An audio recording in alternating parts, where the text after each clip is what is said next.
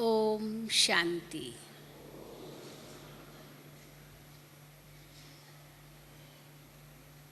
अभी अभी हम सभी ट्रैफिक कंट्रोल के समय गीत सुन रहे थे। योगी बनो, ज्ञानी बनो, योगी जीवन है प्यारा। तो योगी जीवन कितना प्यारा है, ये सभी ने अनुभव किया है ना।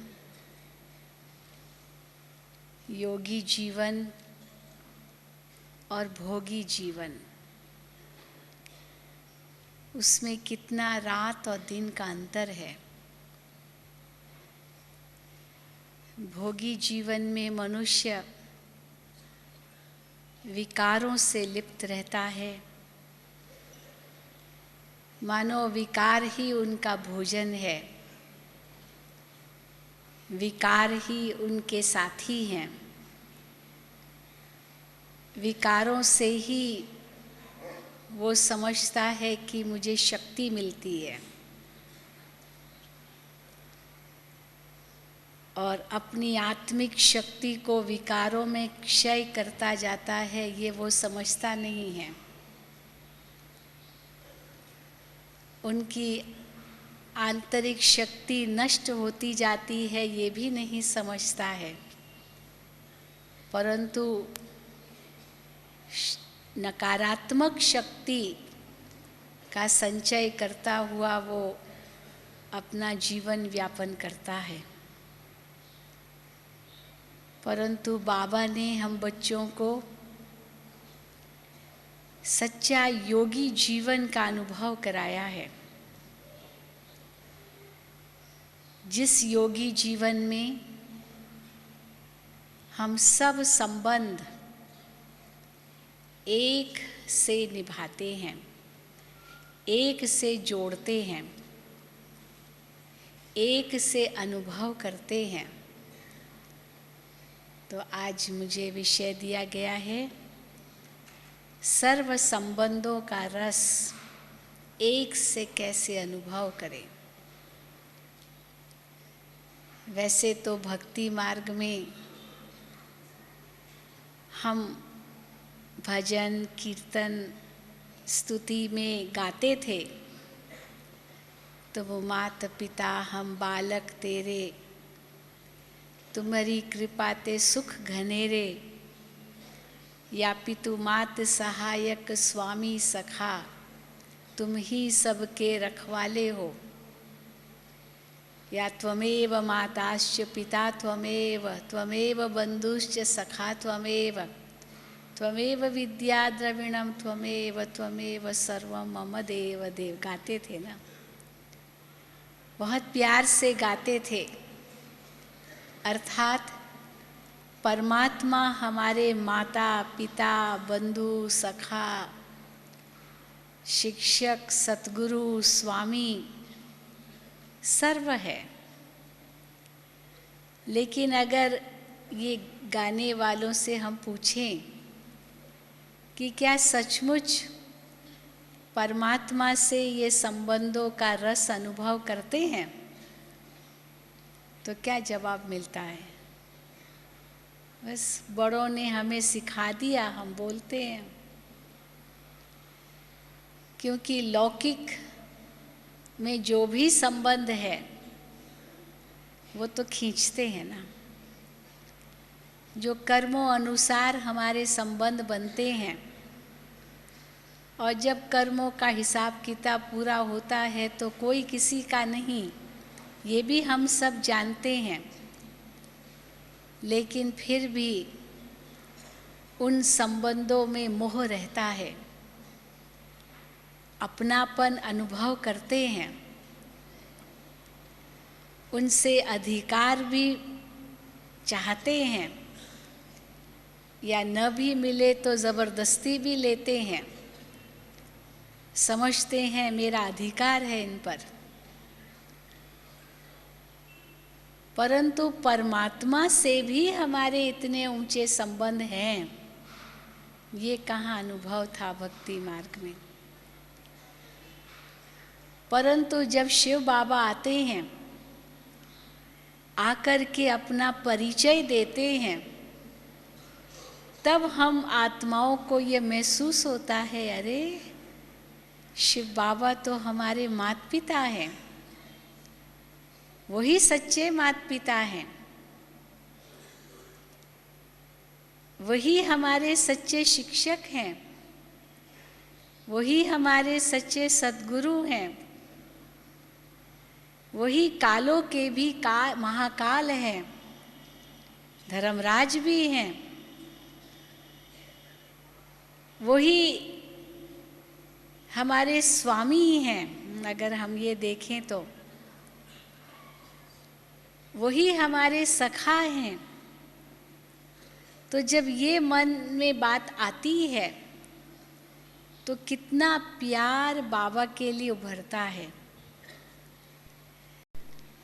स्नेह और सम्मान, अधिकार और समर्पणमयता, ये ऐसे कुछ रिश्तों के स्वरूप है जो हम लौकिक में तो अनुभव करते हैं, लेकिन ये परमात्मा के साथ हम करें वो अनुभव कहाँ है दुनिया में।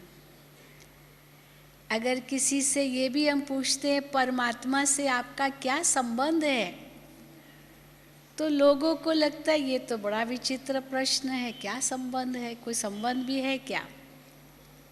संबंध है हमारा ईश्वर के साथ ये भी पता नहीं है, कौन सा संबंध है ये तो दूसरा प्रश्न, पर संबंध भी है हमारा ईश्वर के साथ ये भी पता नहीं।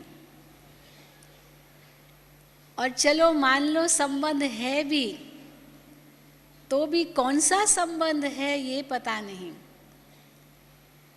कई बार ऐसे भी होता है दुनिया में, जो संबंध होते हैं कुछ खट्टे संबंध होते हैं, कुछ मीठे संबंध होते हैं।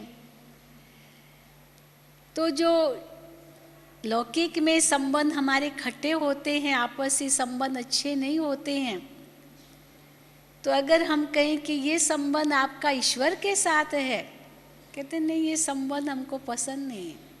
मुझे याद है एक बार एक विदेशी बहन आई थी, उसको हम ज्ञान दे रहे थे और उनको कहा कि परमात्मा तो हमारे माता पिता हैं, वे हमारी माँ हैं, हमारे पिता हैं। पहले तो उसको यही समझ में नहीं आया, माता पिता के संबंध में कौन सी बड़ी बात है, कौन सी बड़ी बात है। क्योंकि हम देखते हैं विदेशों में आजकल वो माता पिता से का जो प्यार है वो तो जैसे समाप्ति हो गया है, उनके प्रति हमारे कुछ ऋण भी है, ये भी समाप्त हो गया है। भारत की संस्कृति में तो हम मानते हैं मातृ ऋण, पितृ ऋण, न जाने इनका हम ऋण कब चुकतू कर सकते हैं, जन्म जन्म भी नहीं चुकतू होगा, ऐसे भी हमारी भारत की संस्कृति में मान्यता है। तो जब उनको ये बताया तो उसको तो कोई बड़ी बात लगी ही नहीं, माता पिता से जैसे कोई संबंध ही नहीं। एक ऐसी बहन थी जिसको हमने कहा परमात्मा हमारे परम पिता हैं, तो पिता शब्द सुनते ही उसको नफरत आने लगी, क्योंकि पिता से संबंध, उससे कुछ उसको कुछ ऐसा अनुभव बुरा हुआ होगा अपने पिता से, इसीलिए पिता शब्द भी सुनना नहीं चाहती थी, ऐसी भी थी। तो फिर जब उनको कहा कि अच्छा आपको कौन सा संबंध अच्छा लगता है, वही तुम ईश्वर से जोड़ो। तो फिर हमने पूछा आपको मित्र का संबंध अच्छा लगता है, दोस्त का संबंध, फ्रेंड का संबंध? कहाँ फ्रेंड का संबंध अच्छा लगता है, माता पिता का संबंध अच्छा नहीं लगता है। तो हमने कहा अच्छा ठीक है, जो संबंध आपको अच्छा लगे वही परमात्मा से जोड़ो। तब उससे फिर शुरू किया कैसे परमात्मा हमारे मित्र हैं, परंतु मित्रता भी तब हम अनुभव कर सकेंगे जब पहले हम उनको माता पिता के रूप में देखेंगे। तो फिर समझाना पड़ा, नहीं तो वो समझ ही नहीं पा रही थी।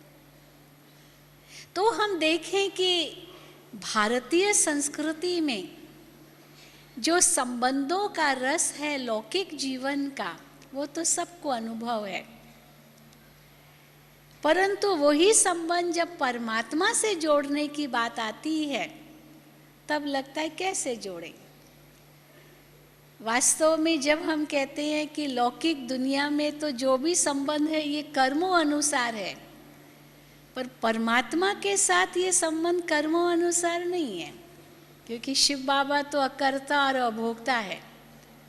तो अकर्ता अभोक्ता से कर्मों का संबंध नहीं होता है, परंतु किस आधार पर वो हमारे माता पिता, शिक्षक, सद्गुरु, सखा, साजन, स्वामी या जो भी हम संबंध कहते हैं, वो किस आधार पर है? उनके कर्तव्यों के आधार पर है। जो परमात्मा ने कर्तव्य निभाए हैं साकार में आकर के, उसके आधार पर हम उनके साथ संबंधों का गायन करते हैं। दूसरी बात, जब हम परमात्मा के गुणों का भी गायन करते हैं, कितनी स्तुति गाते हैं परमात्मा की, तो सारी जितनी भी स्तुति है या कीर्ति उनकी हम गाते हैं कीर्तन के रूप में, ये भी तो उनके कर्तव्यों के आधार पर ही तो है। अगर वो ज्ञान का सागर है तो जरूर ज्ञान देने का कर्तव्य उसने किया है। प्रेम का सागर है तो प्रेम देने का कर्तव्य उसने किया है। सर्वशक्तिवान है तो सर्व शक्तियाँ अपने बच्चों को दी है, तभी तो हम उनको सर्वशक्तिवान कहते हैं। तो बिना कर्तव्य के न उनके साथ संबंध हो सकता है, न उनकी महिमा हम गा सकते हैं।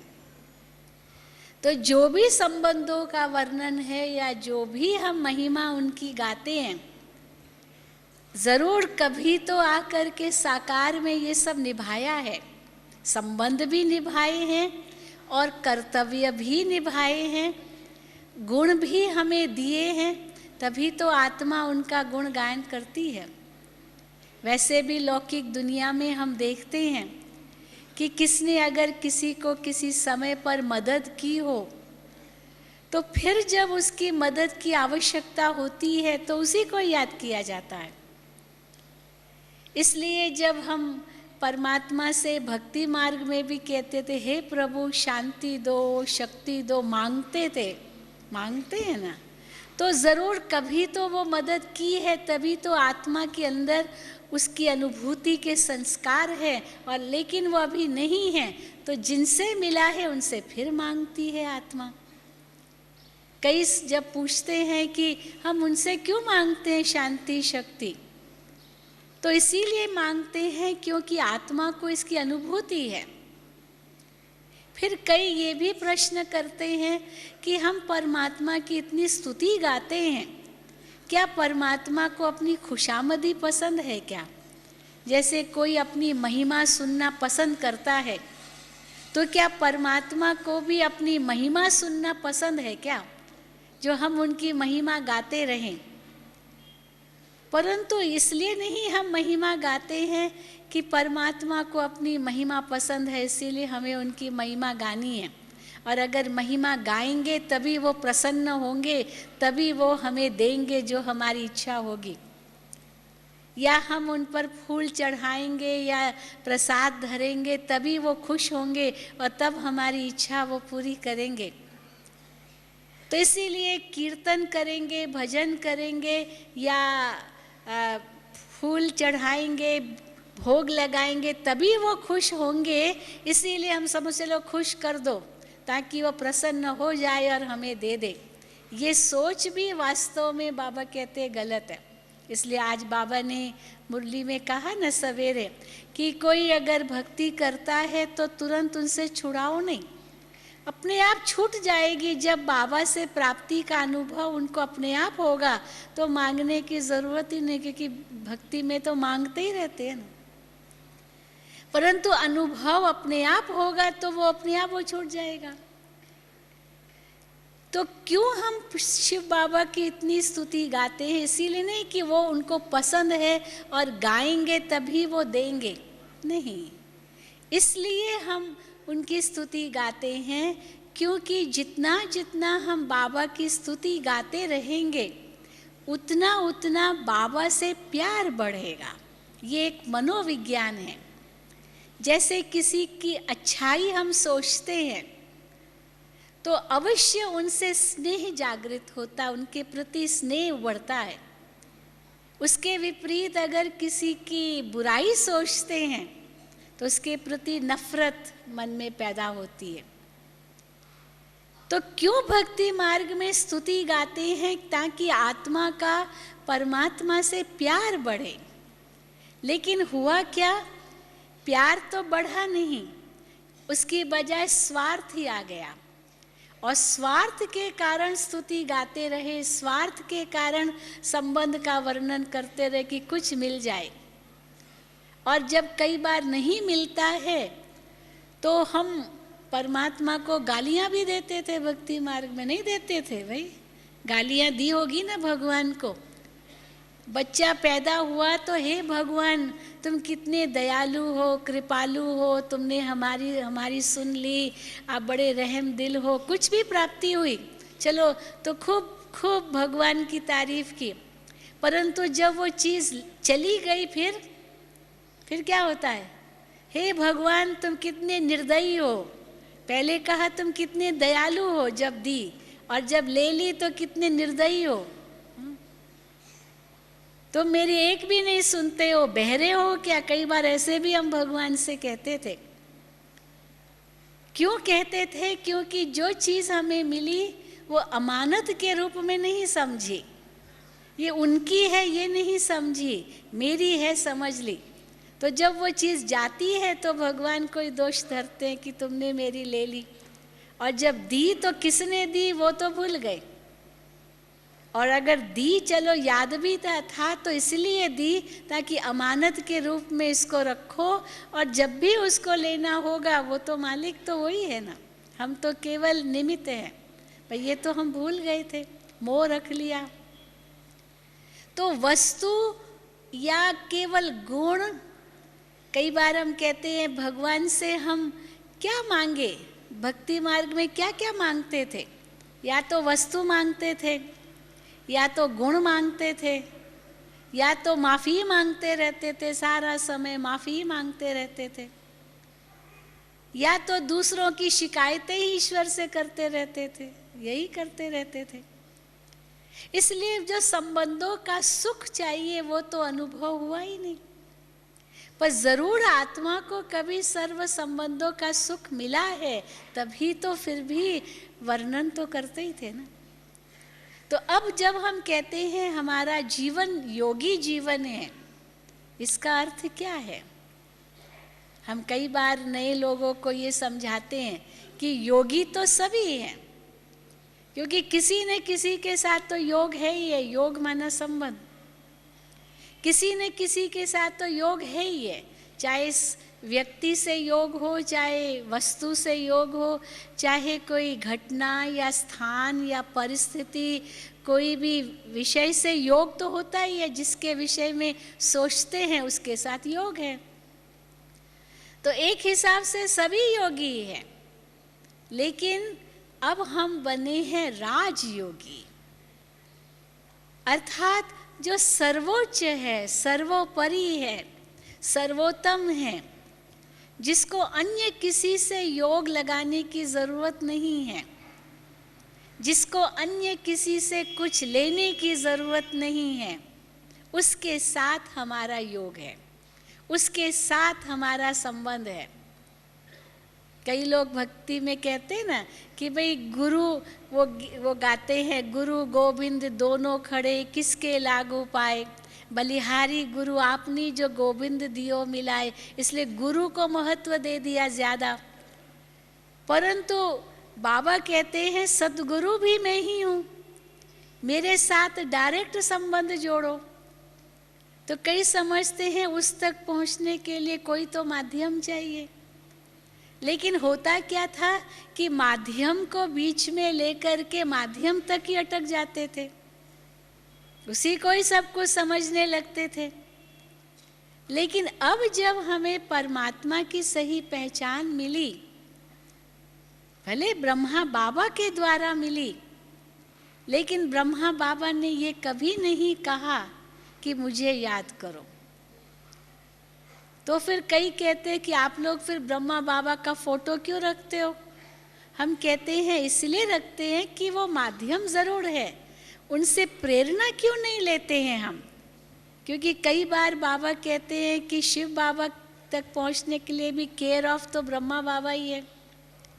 ब्रह्मा बाबा उनका माध्यम है ज़रूर, परंतु याद हम किसको करते हैं? एक होता है प्रेरणा लेना, हम दादियों से भी प्रेरणा लेते हैं, क्यों नहीं प्रेरणा लेते हैं? हमारी दादियों की इतनी तपस्या है, 70 वर्षों की तपस्या है, कर्मातीत अवस्था के निकट पहुंच रही है हमारी सब दादियाँ। उनके लिए तो जैसे ये संसार है और नहीं है समान हो गया है, बिल्कुल कम संपूर्णता के निकट आ गई है, ये हम अनुभव करते हैं दादियों से। तो उनसे हम प्रेरणा क्यों नहीं लेते हैं? अवश्य लेते हैं, लेकिन हम उनसे ये प्रेरणा लेते हैं कि याद ज़रूर शिव बाबा को करो। दादी जी से आप पूछो कि दादी जी, कोई भी प्रश्न दादी जी से आप पूछे कि दादी जी हम सदा खुश कैसे रहें, दादी जी हम सदा संतुष्ट कैसे रहें, कुछ भी प्रश्न करो, सब प्रश्नों का एक ही जवाब देंगे दादी जी, बस सर्व संबंध एक से जोड़ो, एक ही उनका दादी का उत्तर है। और सचमुच बात भी वही है। जैसे कहते हैं ना, सब बीमारियों की एक ही दवा है। कई ऐसे वो आते तो एक ही दवा है अनेक बीमारियों की। तो इसी प्रकार बाबा की याद, सर्व संबंधों की याद, उस एक के साथ ये सब बीमारियों की दवा है, सब दुखों की औषधि है। अर्थात एक से सर्व संबंध जोड़ना, केवल स्वार्थ के समय संबंध जोड़ना ये कोई बड़ी बात नहीं है। कोई कष्ट आया, हे भगवान, भक्ति मार्ग में तो ऐसे ही करते थे ना, जिसको राखे साइयां मार सके न कोई, ये भी गाते थे। तो जब कष्ट का समय आया तो हे भगवान कह दिया, जब दुख का समय आया तो हे प्रभु कह दिया, और जब सुख का समय आ गया तो भूल गए। परंतु सच्चा योगी वो होता है जो हर समय उसकी याद वो करता है, केवल दुख के समय नहीं, केवल कष्ट के समय नहीं, केवल तकलीफ के समय नहीं, केवल पीड़ा के समय नहीं। इसलिए अंग्रेजी में क्या कहते हैं, इंग्लिश में कहावत है ना, prevention better than cure, cure better than ignore. कोई बीमारी आए तो उसको आप निग्लेक्ट ना करो, उसको छोड़ मत दो, डॉक्टर की सलाह लो, डॉक्टर को याद करो, तो दवाई लो तो बच जाओगे, नहीं तो वो बीमारी बढ़ जाएगी। लेकिन बीमारी कभी आए ही नहीं, उसके लिए डॉक्टर की सलाह पर सदा चलो, तो बीमारी से सदा बचे रहेंगे। तो प्रिवेंशन बेटर देन क्योर। अगर उस सुख के सागर के साथ सदा संबंध होगा तो दुख आएगा ही क्यों? जैसे कोई वातानुकूल हॉल में बैठे, एयर कंडीशन हॉल में, तो चाहे कितनी भी गर्मी बाहर क्यों ना हो, हमें तो नहीं लगेगी, क्योंकि अपने जो वातानुकूल में एयर कंडीशनर में क्या करते, टेम्परेचर को सेट कर लेते हैं, भाई 20 डिग्री सेंटीग्रेड इस टेम्परेचर पर सेट कर देना है। तो इसी टेम्परेचर पर भले बाहर 40 डिग्री क्यों ना हो, 50 तक चली जाए, लेकिन अंदर उस टेम्परेचर पर सेट किया हुआ है। तो इसी प्रकार अगर उस सुख के सागर के साथ सदा हमारा संबंध है तो दुख कभी आ ही नहीं सकता है। पर दुख आया, फिर एक हे प्रभु, हाँ, तो पहले तो दुख अनुभव किया, फिर सुख के सागर को याद किया। पर अगर सुख का सागर सदा ही याद है तो दुख कभी आएगा ही नहीं। तो यही तो योगी जीवन है। तो योगी जीवन और भोगी जीवन में यही अंतर है कि भोगी जीवन में जब दुखी हुए, कष्ट हुआ, क्योंकि जो जिसमें हमने अपना मोह रखा, लोभ रखा, या ईर्ष्या रखी, नफरत रखी, या जो भी विकारों के वश हुए, उससे तो दुख ही मिला ना अंत में। तो फिर हे भगवान कहना याद आ गया, सोचा वही अभी एक सहारा है। कई कहते हैं भगवान हमारा अंतिम सहारा है। हम कहते अंतिम सहारा क्यों मानते हो? वो ही सच्चा सहारा है। इसका अगर के अंतिम सहारा है, माना सब सहारे पहले आप पसंद कर लो या उनको आजमा लो। जब देखो सब सहारे, जो भी आजमाए सहारे, वो काम के नहीं आए, तब जाकर के अंतिम सहारे को पहुँचे। ये तो ऐसे हुआ जैसे ज्यों ज्यों दवा की रोग तो बढ़ता ही गया, सही डॉक्टर तो मिला ही नहीं। तो इसीलिए वही सच्चा सहारा है। जब हम ये मन में अनुभव करते हैं, सोचते हैं और अनुभव करते हैं, तो मेरा मन, मेरी बुद्धि और कहाँ जाएगी नहीं। तो सर्व संबंधों का रस एक से हम कैसे अनुभव करें? पहले तो हम ये मन में लाएं कि ये सारे जितने भी संबंध हैं वो इस समय शिव बाबा कर्तव्य के रूप में निभा रहे हैं। जिन गुणों का हम वर्णन करते हैं वो गुण अभी स्वयं डायरेक्ट आकर के हमें अनुभव करा रहे हैं। कैसे करा रहे हैं? पहले तो हमें ये समझ दी बाबा ने कि जिन गुणों को तुम चाहते हो वो गुण तुम्हारे पास ही है। ये गुण तुम्हें कहीं बाहर से नहीं मिलने वाले हैं। शांति चाहते हो, आपके पास ही है। प्रेम चाहते हो, आपके पास ही है। सुख चाहते हो, आपके पास ही है। और कैसे अनुभव करोगे? पहले तो अपनी आत्मा से प्यार करो। अपनी आत्मा से भी प्यार करना, ये भी आज की दुनिया में बहुत कम है। इसका मतलब क्या है कि या तो इतना अभिमान होगा, वो आत्मा से प्यार नहीं है। जो भौतिक प्राप्तियों का घमंड मनुष्य को रहता है ना, ये भौतिक प्राप्तियों का घमंड, ये है देह से प्यार, आत्मा से प्यार नहीं है। आत्मा से प्यार होता तो आत्मा के गुणों से प्यार होता। तो आत्मा के गुण वो जल्दी बेच नहीं देते। जैसे कई बार बाबा कहते हैं ना मुरली में कि भले शरीर चला जाए पर खुशी न जाए। शरीर चला गया कोई बात नहीं, दूसरा मिल जाएगा। शरीर छोड़ दिया कोई बात नहीं, आत्मा तो अजर अमर अविनाशी हूँ, दूसरा मिल जाएगा। पर मेरी खुशी ना जाए, क्योंकि खुशी मुझे ज़्यादा प्रिय है। वो मेरी अति कीमती चीज़ है, क्योंकि वो आत्मा की चीज़ है। शरीर को दाग लगा कोई बड़ी बात नहीं है, पर आत्मा को कोई काला दाग न लग जाए किसी भी बुराई का, किसी भी विकार का। क्योंकि शरीर का दाग तो फिर भी मिट जाएगा। चलो न भी मिटा तो ये शरीर छूटेगा, दूसरा मिलेगा, तो उसमें तो वो दाग नहीं होगा क्योंकि नया शरीर मिला। पर आत्मा को अगर दाग लग गया तो वो जन्म जन्म चलेगा। तो वो दाग न लगे, उसका ध्यान रखना है। तो मनुष्य जब केवल भौतिक उपलब्धियों का घमंड करता है, इसका मतलब केवल शरीर से प्रीत है, या तो फिर अपनी ही बुराई करता है, ग्लानि करता है, माना उसके अंदर अपनी आत्मा की हीनता की स्थिति है।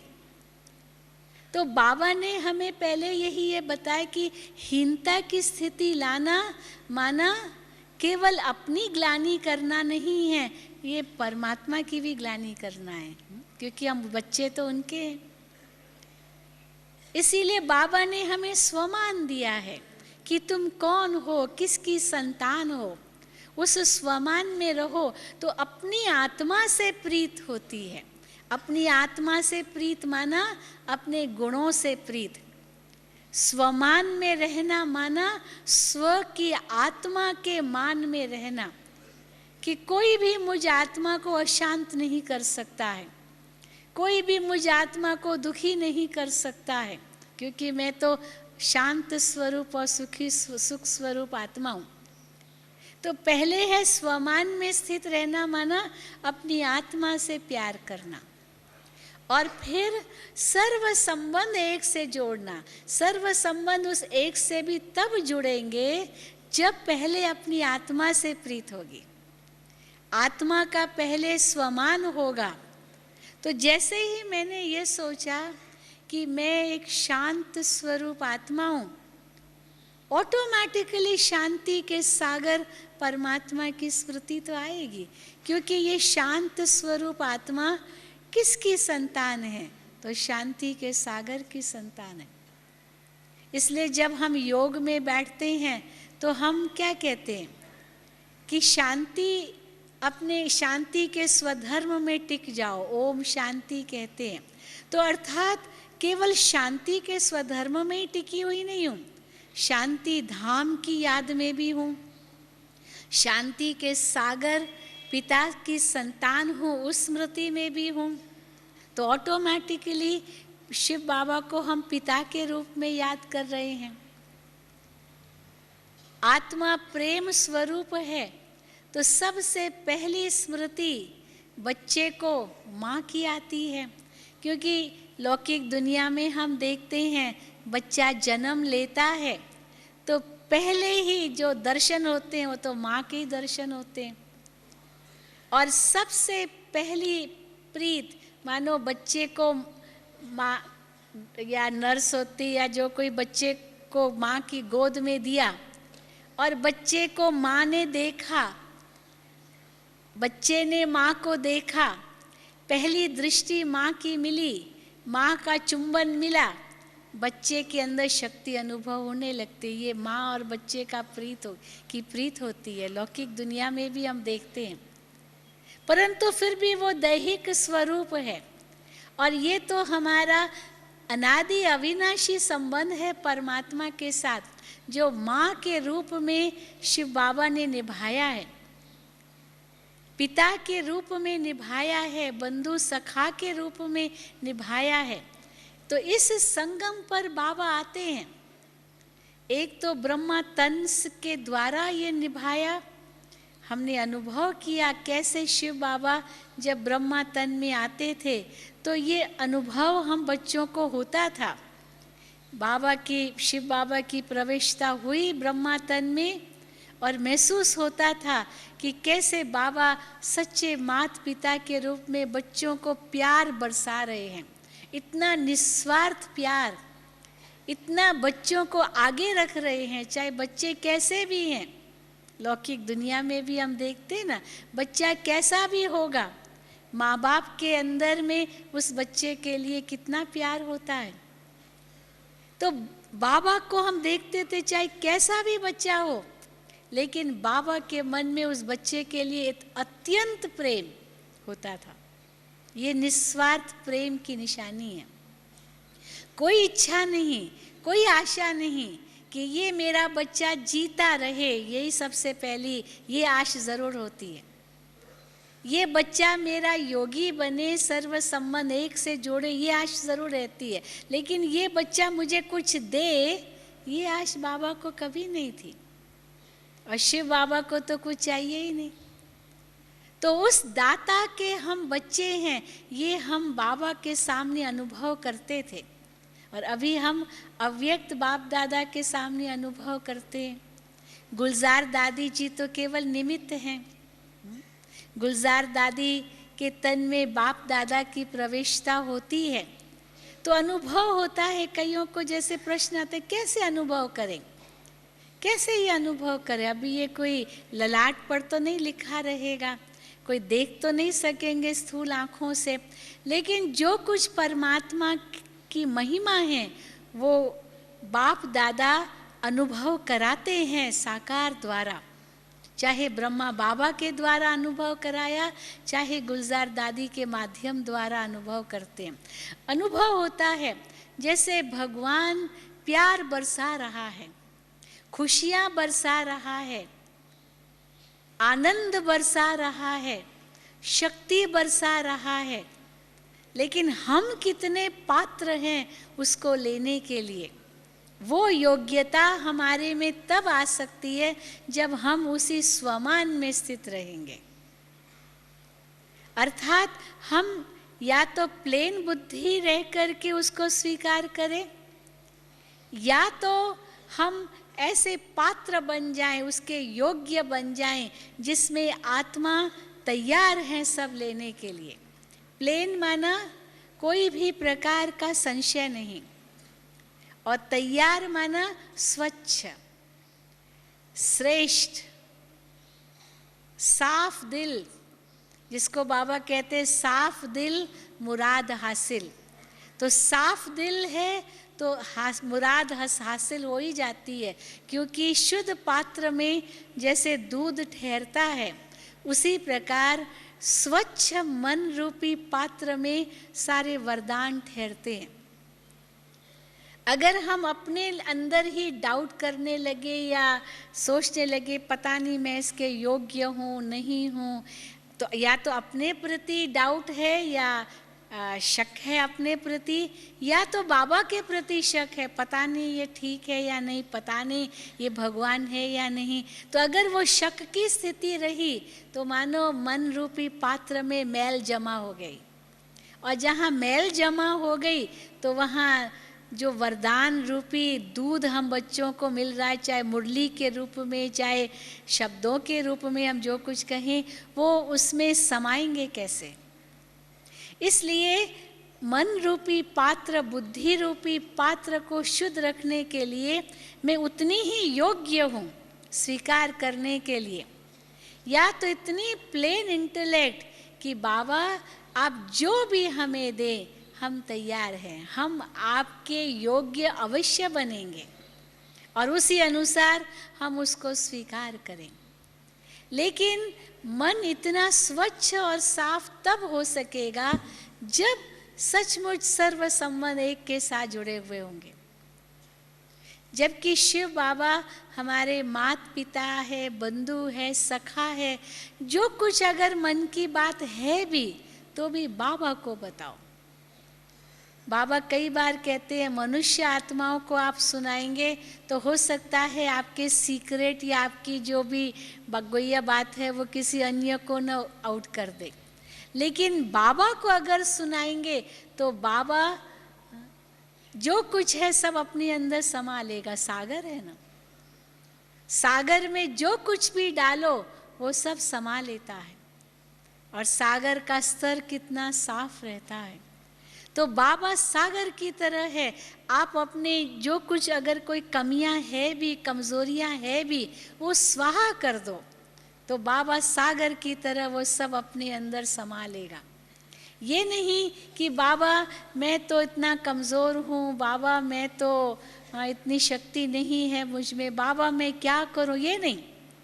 बाबा ये कमज़ोरी आपको स्वाहा, और वो सर्वशक्तिवान उस कमज़ोरी को एक सेकंड में ख़त्म कर देगा। जैसे आग को हम कहते थोड़ी हैं कि हे आग ये किचरा मेरे पास है मैं क्या करूं, क्या करते हैं आग में डाल देते हैं ना, कहना थोड़ी पड़ता है कि क्या करूं, बस डाल दो आग में, वो किचरा आग में भस्म हो जाएगा।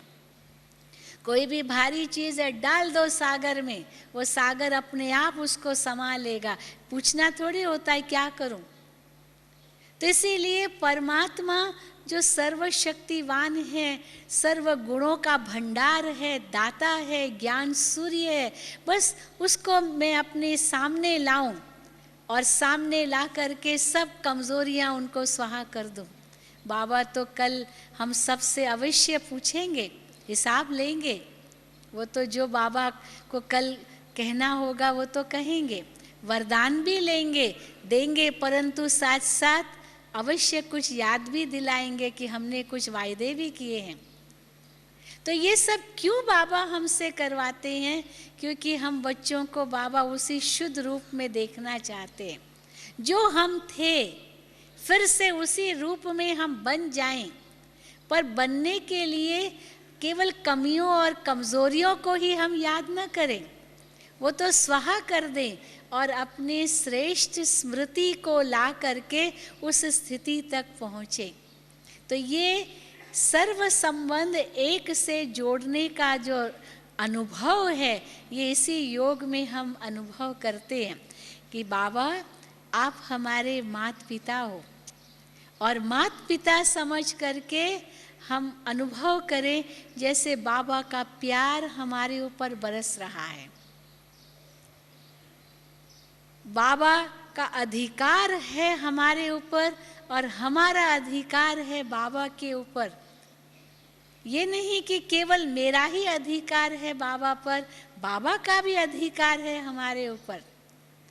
जो बाबा जिस स्थिति में रखना चाहे, बाबा आप मालिक हैं, तो उसमें केवल अधिकार ही अनुभव हम नहीं करें, लेकिन अंदर से हम उतना ही कुर्बान हो जाएं। बाबा कई बार कहते हैं कि भक्ति मार्ग में तो आपने कहा कि हे ईश्वर, आप जब आएंगे तो हम आप पर वारी जाएंगे। अब मैं आया हूँ तो वारी जाओ ना।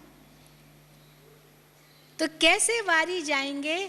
ये नहीं कि बाबा हमारी कमज़ोरियों को मत देखो, लेकिन ये कमज़ोरियाँ मैं स्वाहा कर रहा हूँ और जो कुछ है बाबा ये सब आपका है।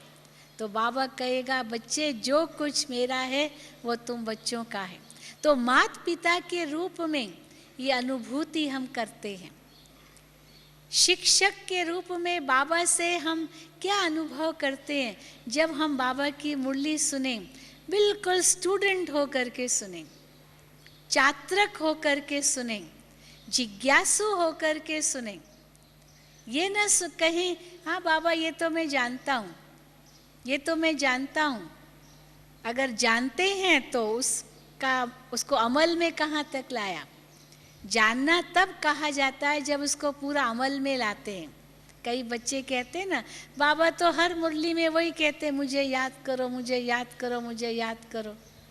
लेकिन क्यों बाबा कहते हैं मुझे याद करो? क्योंकि हम भूल जाते हैं। और बाबा कहते रहेंगे मुझे याद करो जब तक हम अभूल नहीं बने हैं। तो इसीलिए बाबा हम बच्चों को संपन्न देखना चाहते हैं, संपूर्ण देखना चाहते हैं, तभी तो साथ में ले जाएंगे। इसलिए तब तक पढ़ाते रहेंगे। शुरू से लेकर के अंत तक अगर देखें, एक ही मुख्य पाठ तो है ही है ना, अपने आप को आत्मा समझ करके मुझे याद करो। ये पाठ शुरू से लेकर के अंत तक यही चलना है। इसी में ही सारा ज्ञान समाया हुआ है। अगर हम देखें, जितना भी ज्ञान बाबा ने दिया है यही वाक्य के अंदर है। अपने आप को आत्मा समझ करके मुझे याद करो। क्योंकि आत्मा समझने के बिना बाबा की याद ठहरेगी नहीं। इसलिए तो भक्ति मार्ग में याद नहीं ठहरती थी, क्योंकि अपने आप को आत्मा नहीं समझते थे। तो आत्मा के ही सर्व संबंध परमात्मा के साथ है, न कि देह के। इसीलिए आत्मिक स्थिति तो चाहिए। और इस समय वो परम शिक्षक के रूप में हमें पढ़ा रहे हैं। इसलिए मुरली का कदर, इसलिए बाबा की श्रीमत का कदर, क्योंकि मुरली में श्रीमत हमें मिलती है। तो उसका कदर जब हम करते हैं, इसका मतलब टीचर से प्यार है। और उस मुरली का हम रस लेते हैं, तो इसका मतलब है कि टीचर से हमारा योग है। किसके महावाक्य हैं ये? मुरली पढ़ते समय वो भूले नहीं। भगवान हम बच्चों को श्रृंगार कर रहे हैं, तो ये टीचर की स्मृति आएगी, उसका रस हम ले सकेंगे। फिर सतगुरु का सुख अनुभव करें, क्योंकि सतगुरु आया है हमें मुक्त करने के लिए। सर्व बंधनों से मुक्त हम हो रहे हैं, वो मुरली के द्वारा ही हो रहे हैं, जो महावाक्य हम बच्चों को मिल रहे हैं। इसीलिए वो सतगुरु का भी हम सुख अनुभव करते हैं। बाबा आप हमें वापस घर ले जाने के लिए आए हो, ये हम भूले नहीं। सदा बाबा को हम याद करते समय ये मन में दोहराएं कि बाबा हम बच्चों को वापस ले जाने के लिए आए हैं। इसलिए द्वापर युग में नहीं आए, कलयुग के आरंभ में नहीं आए, अंत में आए हैं, जबकि वापस ले जाना ये सतगुरु का ही काम है, वापस ले जाना। तो बाबा हम आपके साथ ज़रूर चलेंगे, सतगुरु से वायदे करने होते हैं। शिक्षक से पढ़ाई पढ़ करके वो बातें याद करनी होती है। पिता की प्रॉपर्टी हमें मिलती है, इसीलिए माता पिता से इतना स्नेह होता है। पर शिक्षक की शिक्षाएं याद रहती है और सतगुरु के साथ आत्मा के वायदे याद आते हैं कि हमने क्या क्या वायदे भगवान से किए हैं। तो वो वायदों को याद करते हुए हम सतगुरु को याद करते हैं और उसका रस अनुभव करते हैं। सखा के रूप में हम बाबा को किस प्रकार से देखते हैं, कोई भी छोटी मोटी अगर भूल हो भी जाए तो बाबा को बता दो। हो सकता है बड़ों को बताना मुश्किल लगता है, लेकिन हमजिन्स को कोई भी बात सुनाना सहज होता है। फ्रेंड्स हमजिन्स होते हैं ना, अपने जैसे होते हैं, अपने हम शरीक अपनी एज अनुसार ही होते हैं, वो फ्रेंड्स होते हैं। तो बाबा को उस रूप में भी हम समझें और जो कुछ भी बात है वो बाबा को कहें, दिल की बात भी बाबा को कहें, कुछ भी मन में हम छिपाएं नहीं बाबा से, इसको कहेंगे बाबा से सखा के रूप में अनुभव। कई बार जब मधुबन में आते हैं पांडव भवन में, तो हम बताते हैं कि यहाँ 4 धामों की यात्रा करना, ये 4 धाम 4 संबंधों की याद दिलाते हैं। जो बाबा का कमरा है वो माता पिता की याद दिलाता है, क्योंकि बाबा के कमरे में हम जब बैठते थे तो अनुभव होता था जैसे बच्चा अपने माता पिता की गोद में चला गया। तो बाबा की गोद में हम जाते थे जैसे बच्चा माँ की गोद में, पिता की गोद में जाता है, और सचमुच अनुभव करते थे कि बाबा का इतना प्यार बच्चे को निस्वार्थ रूप में मिल रहा है। ये बाबा के कमरे से अनुभव करो। छोटे हॉल में, हिस्ट्री हॉल में जाते हैं तो वहाँ अनुभव होता है कि बाबा को हम टीचर के रूप में देख रहे हैं, क्योंकि बाबा वहाँ टीचर के रूप में सारे विश्व को मुरली चला सुनाते थे। भले बाबा के सामने थोड़े बच्चे होते थे उस समय, कोई अभी की तरह नहीं, हजारों लाखों बच्चे हैं, थोड़े से ही बच्चे होते थे, लेकिन बाबा की जो मुरली चलती थी जैसे एकदम गजगोर होती थी, बड़ी ही शक्तिशाली मुरली चलती थी। तो कई बार हम बाबा को कहते थे, बाबा आपके सामने तो करीब हो सकता है 20-25 भाई बहन नहीं हो, लेकिन आपकी मुरली ऐसी चली जैसे कि न जाने हजारों आपके सामने बैठे हैं। तो बाबा कहते थे, बच्चे मैं केवल इन बच्चों को देख के थोड़ी मुरली चला रहा हूँ, बाबा के सामने तो वो भी बच्चे हैं जो बाद में आने वाले हैं। इसीलिए आप देखेंगे ब्रह्मा के लिए 2 प्रकार की रचना मानी गई है, एक है मुख की रचना और एक है संकल्प की रचना। ब्रह्मा ने संकल्प किया और रचना रची, तो संकल्प से रचना रच डाली, एक से अनेक हो गए, ऐसे शास्त्रों में बताते हैं। अर्थात बाबा के सामने वो भी बच्चे थे जो भविष्य में आने वाले थे। अभी तो अव्यक्त वतन से बाबा देख भी रहे हैं और साकार में आकर के मिलते भी हैं। तो इसीलिए बाबा शिक्षक के रूप में हम बच्चों को पढ़ा रहे हैं, ये हम छोटे हॉल में, हिस्ट्री हॉल से हम अभी भी अनुभव करते हैं। वो वाइब्रेशंस आते हैं जैसे बाबा सामने बैठे हैं और मुरली चला रहे हैं विश्व की आत्माओं के प्रति। फिर उसके बाद हम शांति स्तंभ पर जाते हैं, तो शांति स्तंभ पर महसूस होता है कि बाबा सतगुरु के रूप में हम आत्माओं को निहाल करके हमें मुक्त कर रहे हैं। आत्मा मुक्त हो रही है, जैसे ब्रह्मा बाबा साकार से मुक्त हो गए, अव्यक्त वतन वासी बन गए, हम आत्मा भी मुक्त हो रही है ब्रह्मा बाप के समान। सतगुरु आए हैं हमें मुक्त करने के लिए, अनुभव होता है। और फिर जब झोपड़ी में जाते हैं तो बाबा को वहाँ सखा के रूप में अनुभव करते हैं, क्योंकि बाबा वहाँ इंडिविजुअल रूप में मिलते थे बच्चों से।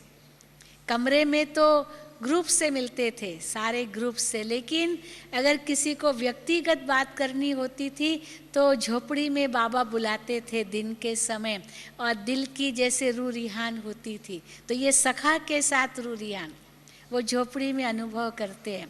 तो माता पिता, शिक्षक, सतगुरु और सखा, ये 4 मुख्य संबंध, माता पिता एक ही संबंध में आ जाएंगे, क्योंकि माँ पिता के बिना नहीं है, पिता माँ के बिना नहीं है। इसलिए माता पिता एक संबंध, शिक्षक दूसरा संबंध, तीसरा सद्गुरु और चौथा सखा। अब ये जो 4 मुख्य संबंध है, इन संबंधों में हम बाबा से लेते ही हैं, अनुभव लेते ही हैं, प्राप्ति करते ही रहते हैं।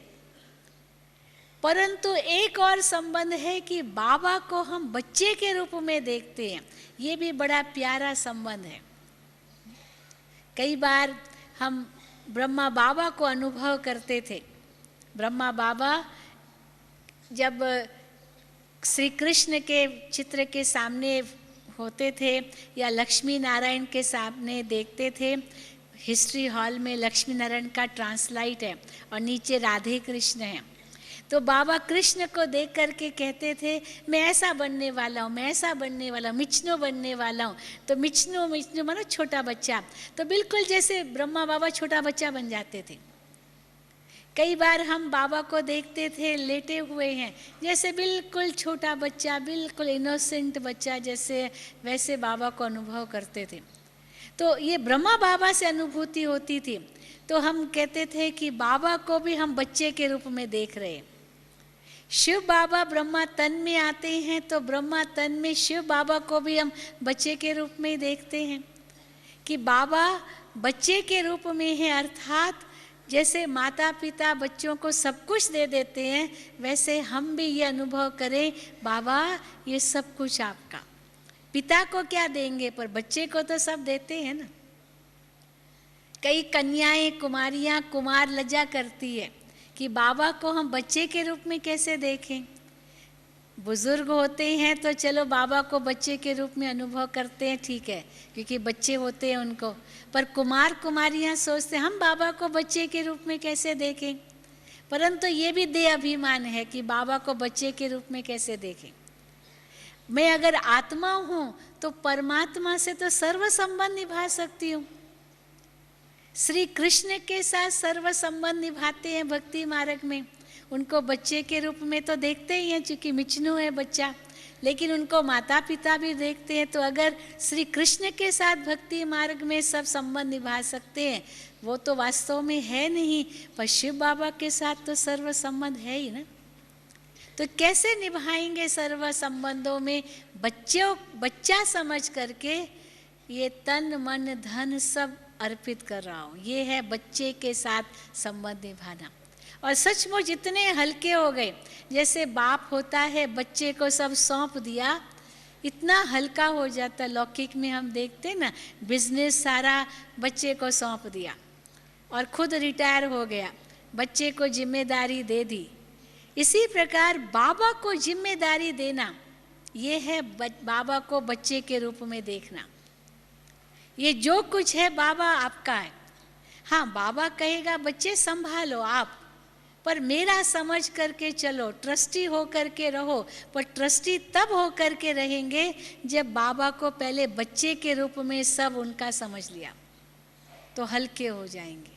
और बाबा रक्षक के रूप में है, जो रक्षक सबकी रक्षा कर रहा है। तो बच्चे के रूप में रक्षक है, सखा के रूप में रक्षक है, माता पिता के रूप में भी रक्षक है। सब संबंधों में भी रक्षक का अनुभव हम कर सकते हैं।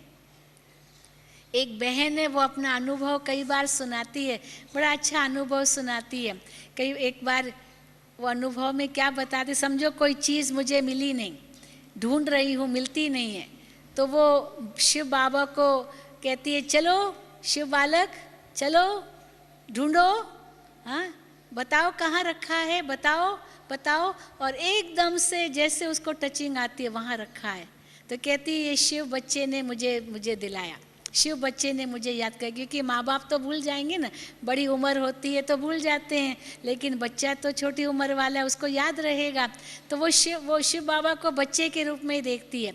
और कोई चीज़ कुछ भी कहीं खो गया, कुछ गुम हो गया, कुछ भी, हाँ शिव बालक बोलो कहाँ रखा होगा बताओ। एक बार वो कहीं जा रही थी तो चप्पल बाहर उतारा था। अब चप्पल बाहर उतारा तो जब वापस आए तो चप्पल ही नहीं, चप्पल नहीं। तो कहे चलो शिव बालक, हाँ बताओ चप्पल मेरा कहाँ है। तो कहती है कि पता नहीं उसी वक्त एक भाई आया और कहा कि बहन जी ये चप्पल आपका है क्या? तो कहती ये शिव बालक ने मुझे दिलाया। तो मानो कि वो हर वक्त कुछ भी बात होगी शिव बालक के रूप में देखती। कहती मैं बाबा को पिता रूप में नहीं देखती हूँ, बच्चे के रूप में ही देखती हूँ। ये भी अच्छी बात है। तो हर संबंध का आप सुख लो, ये नहीं कि एक संबंध का सुख लो दूसरे संबंध का सुख नहीं लो।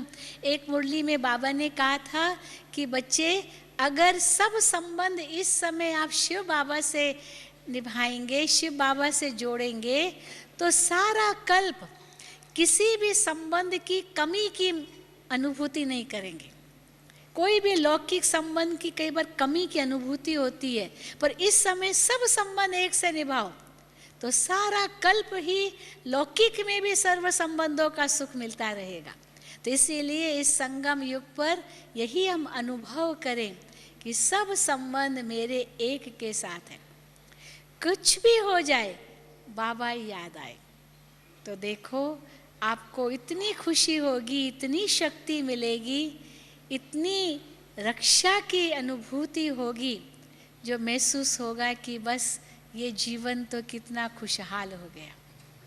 तो चलिए 5 मिनट के लिए हम इसी स्थिति का अनुभव करें और मन ही मन में बाबा को दिल से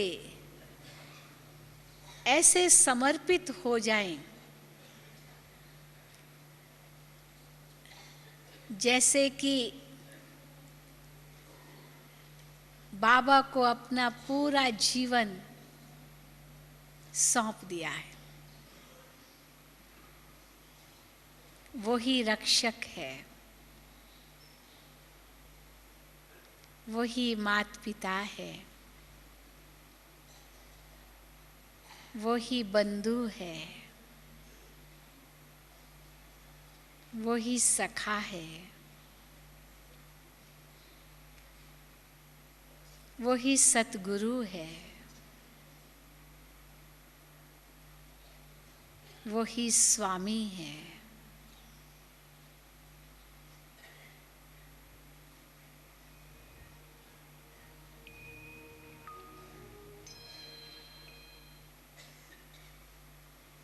शिव बाबा से ही मेरे सर्व संबंध है।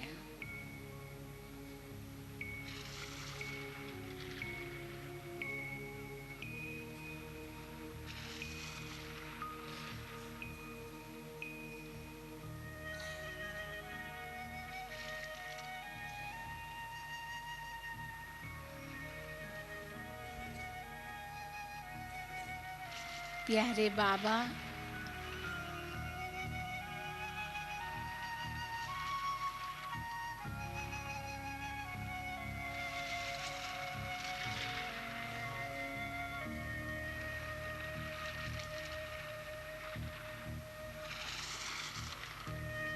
आपसे ही मैं सर्व संबंध जोड़कर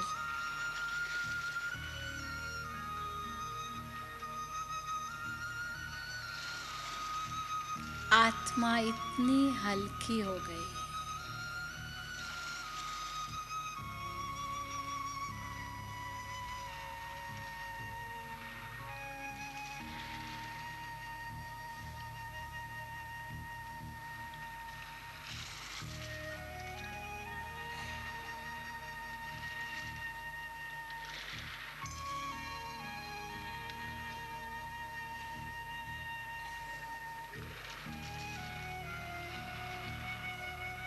यह जीवन आपके हवाले ही है।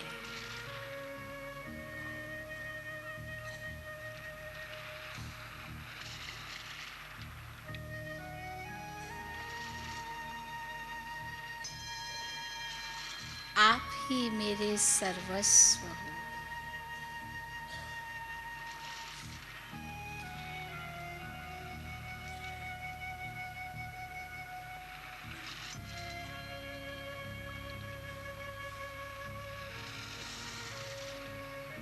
आपसे ही सर्व संबंध जोड़कर मैं आत्मा धन्य हो गई।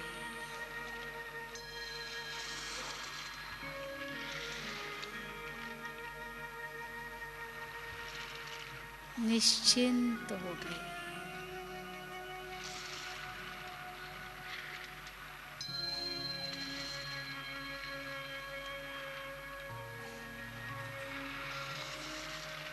भरपूर हो गई।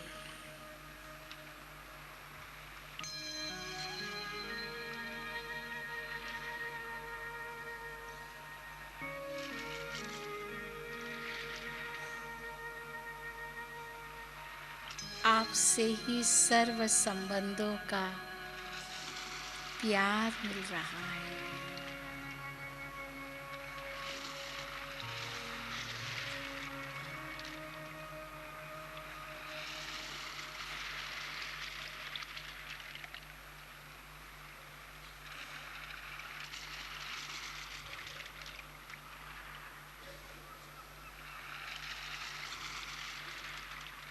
ऐसे ही बाबा के प्यार में खो जाओ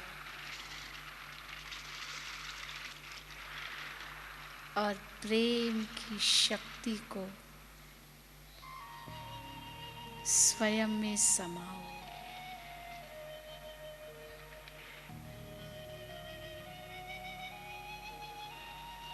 सर्वशक्तिवान से मेरे सर्व संबंध हैं।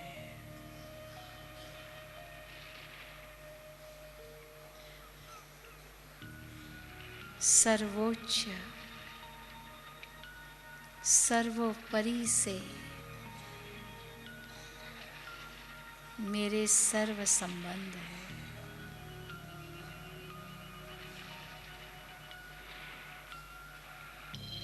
सर्व गुणों के सागर से मेरे सर्व संबंध हैं।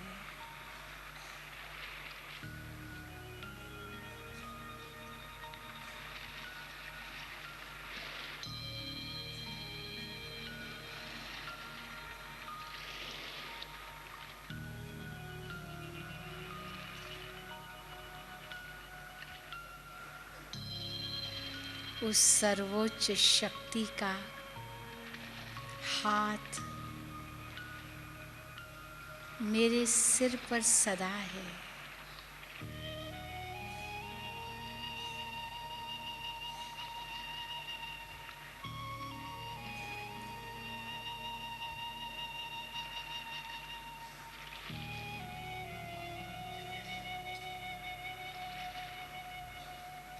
हजारों भुजाओं वाला मेरा सच्चा साथी है।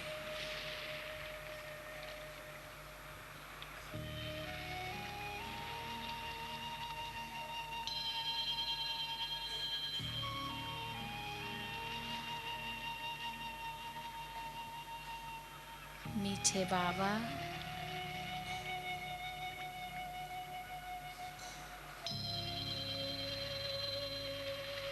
आपका हाथ और साथ मैं आत्मा कभी नहीं छोड़ूंगी।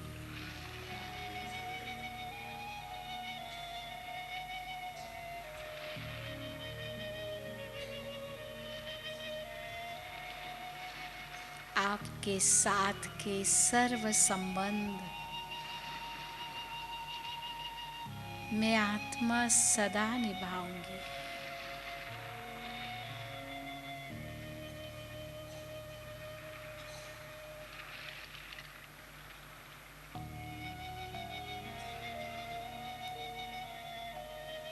ये दृढ़ संकल्प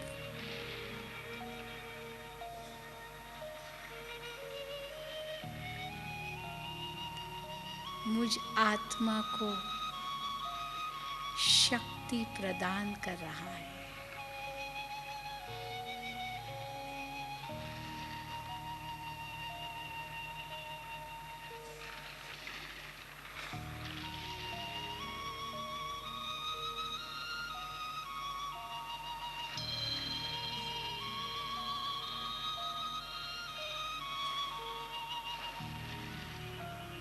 आपकी याद से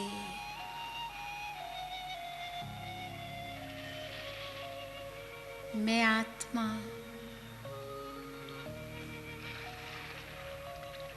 अपने संपन्न स्थिति को,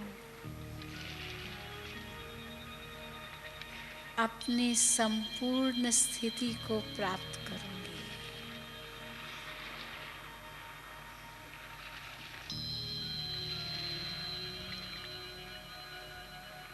आपकी ही याद से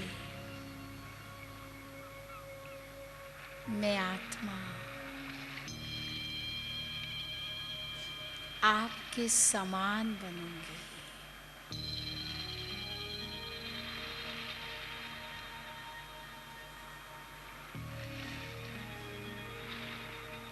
अब आप आए हो मुझ आत्मा को संपूर्ण बनाकर वापस ले जाने।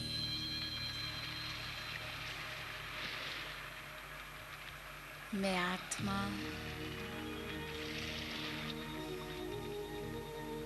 तैयार हूँ।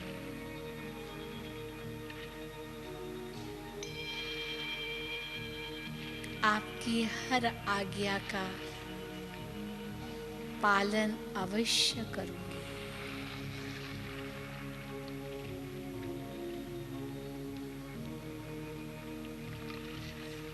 शिव बाबा से ऐसे बातें कर बाबा के प्यार में खो जाओ।